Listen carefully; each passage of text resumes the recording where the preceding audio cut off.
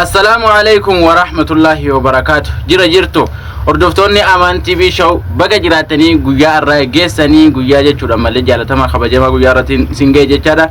Arras kuno deebinee akkuma khaleessa akkuma dheengaddaa jechuudha kuno deebinee dhufne jirra baga fayyaa qabaatanii isiniin jecha barnoota ajaa'iba barnoota haala miidhagaa kamitti Banari YouTube haala kamiin dalaganna jechuudha. YouTube namallee nu qeebaluu hin danda'u haala jechu yoo background namallee dura banari san yoo maqaa channel keenyaatiin barreeffannee gama duubaa kaanne malee jechuudha seera YouTube keessa tokko isaa jechuudha.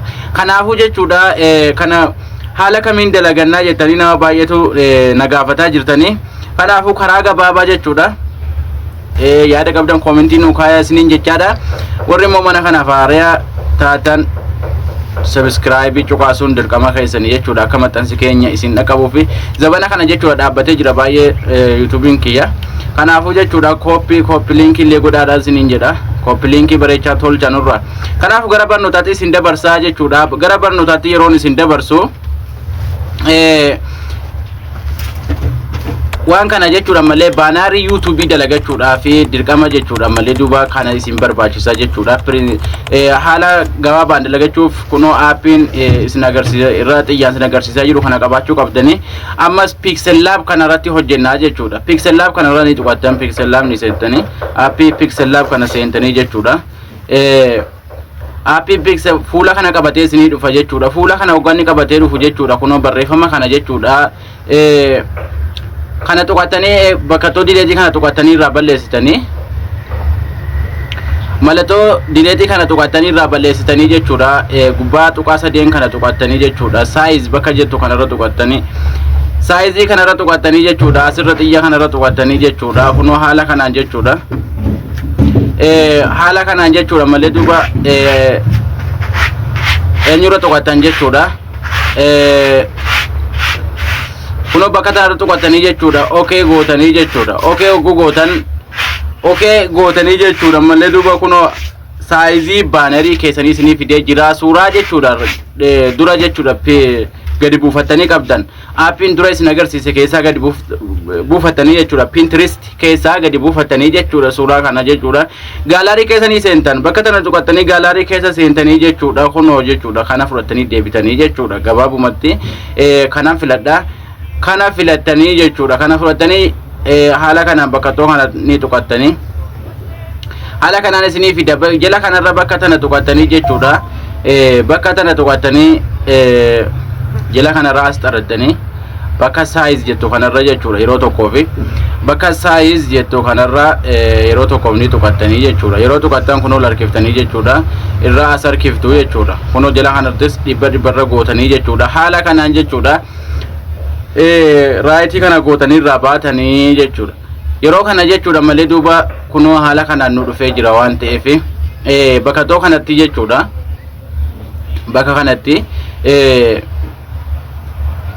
eenyu barreessina maal barreessina jennaan bakka taatu kunoo bakka tana tuqachuudhaan kana ni qollofattan jechuudha. Dura bakka tana tuqattaniitu qollofatanii jechuudha. Asirra tuqattaniituma kunoo laalas asirra tuqattanii jechuudha. Sanboora asuma deebitanii irra tuqattanii raabatanii akka kun isin jalaan sossooneef jechuudha. Kanaafuu jechuudha eegas booda jechuudha kunoo asirra tuqattaniitu jechuudha. Haala kanaan jechuudha maqaa barreeffatanii jechuudha. Maqaa chaanala keessanii barreeffatanii jechuudha. Maqaan chaanala keessanii maali? Kunoo bakka editii kanarra tuqattan editii kanarra tuqattanii jechuudha. Kana irraa balleessitanii haala kana irraa balleessitanii jechuudha. Irra tuqattan ni barreeffattan. Anama Amaan TV show Amaan TV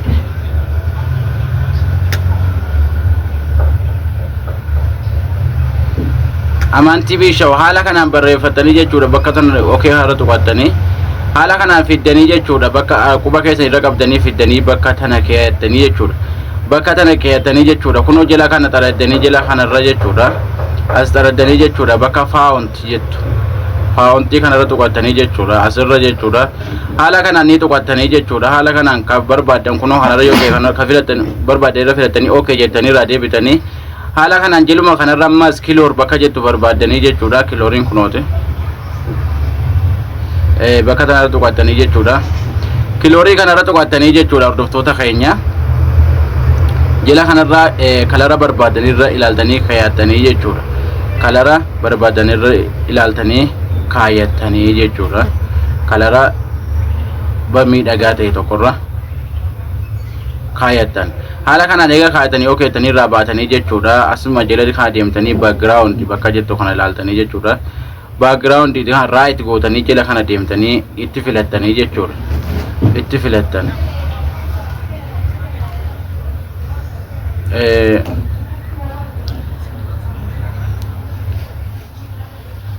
Yoo barbaadda haala kanaan wal dhabsiisuu dandeessu. Haala kanaan jechuudha malee duuba yoo barbaadanis irraa cuftuu amma fakkeenyaaf waan naaf hin ta'iniif irraa hin cufadha. Haaluma kanaan naaf taa'u jechuudha. Size eegas ka goone booda size isaa xiqqeessina jechuudha. Size haala kanaan asirra turne kunoo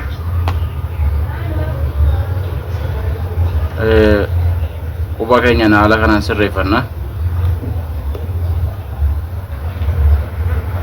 No, your channel Aman TV show. Aman TV show eega jennee barreeffannee booda jechuudha. Amma gaasitti deebinee dafnee jechuudha. Gaalaarii keessa seennee jechuudha. Gaalaarii keessa seennee suuraa keenya fidannaa jechuudha. Suuraa keenya fidannaa as keessa seennee suuraa keenya fidannee jechuudha. Asuma irra tuqannee suuraa keenya fidannee jechuudha. Bakka jala kana 0 kana irra tuqannee jechuudha. Walitti jechuudha. Ni xiqqeessina.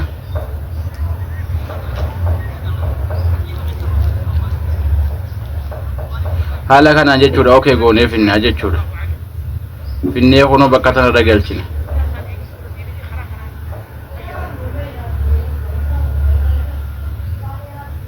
Kunoo haala kanaan bakka tanarra galchine irra ammas bakkuma eenyu haati deebine jechuudha. Bakkuma haara deebine kunoo kana fudhannee dhumna jechuudha. Kana background hin goone dhiifama.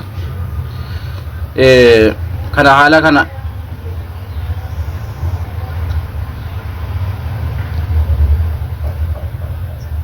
kanaan xiqqeessine jechuudha. Asirra raayitii haala tuqanna.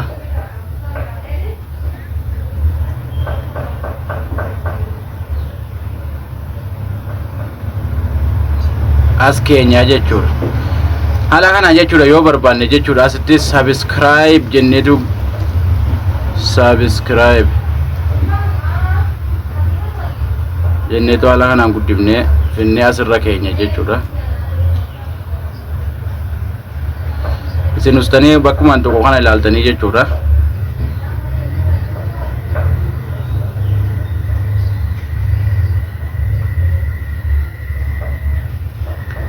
Haala kanaan jechuudha malee duuba eega dalagannee booda xiqqoo saayizii xiqqeessina.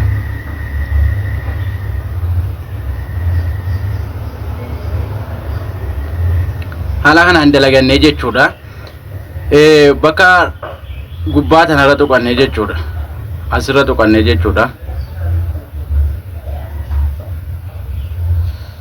Haala kanaan bakka tanarra seeftuu gaalaar bakka jettu haala tuqantanii.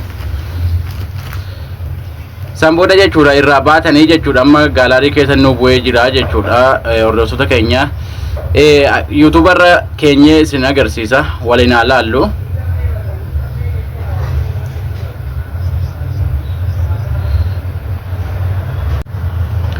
Asirra jechuudha tuqanneeti. Kunoo bakka video kanarra tuqanneerra keenya ilaallaa jechuudha. Asirra tuqanneeti jechuudha. Malee duuba kunoo bakka kana ni gartanii asirra tuqanneeti. Bakka tanarra tuqanneeti finneerra kaayannaa jechuudha. Kunoo gajjala kanarra jechuudha. Haala kanaa finne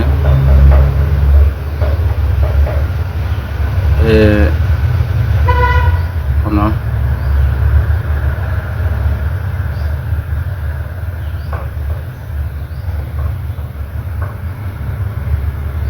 kunoo irratti nu deebi'aa jechuudha. Ammaan tana irratti nu deebi'aa daqiiqaa 3 booda yookaan sekoondii kunoo irratti nu deebi'ee jira. Haala kanaan jechuudha. Oguu irratti nu deebi'u kunoo bareedeen nu mul'ata.